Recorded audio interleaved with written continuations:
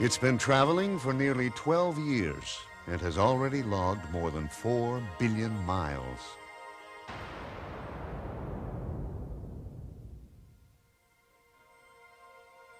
In its lifetime, it's been to places humans had once only dreamed about. And on August 24th, 1989, at 9 p.m. Pacific Daylight Time, Voyager 2 will make history again.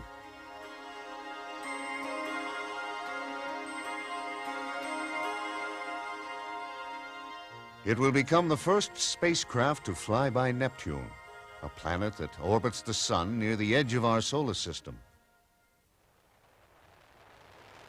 Launched in 1977, Voyager 1 and 2 have taken us to Jupiter and Saturn.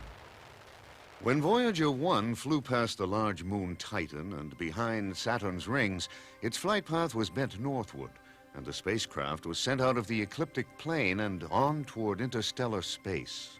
Voyager 2 is on a flight path that takes advantage of a rare geometric positioning of the outer planets.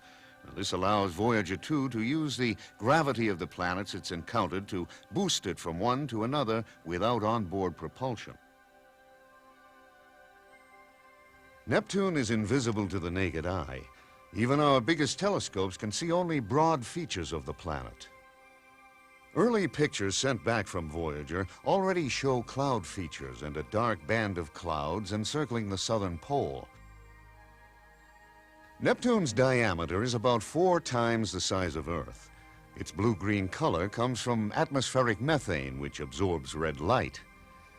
In orbit around Neptune are ring arcs and one of the larger and most interesting moons in the solar system, Triton.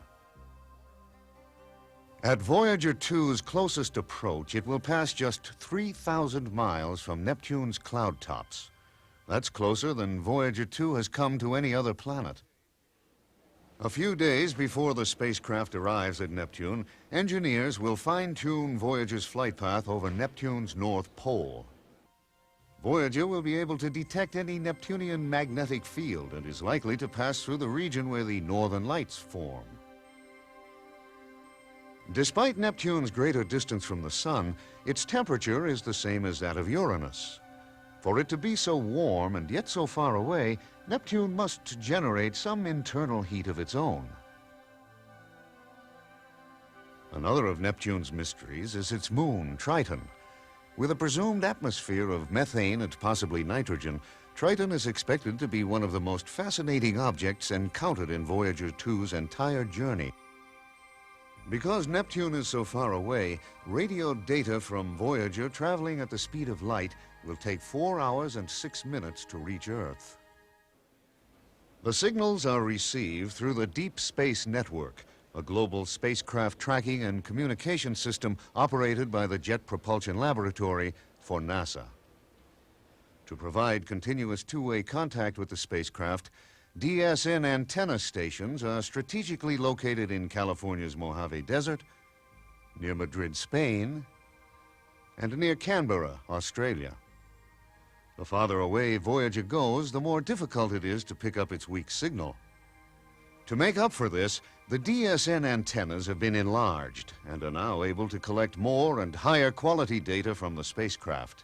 The Parkes Radio Observatory in Australia and the National Radio Astronomy Observatory's very large array in New Mexico will join the DSN antennas to provide for additional receiving power. The Usuda tracking station in Japan will help conduct radio science experiments. With the encounter of Neptune, Voyager 2 will complete its grand tour of the 4 giant outer planets and head for its next adventure.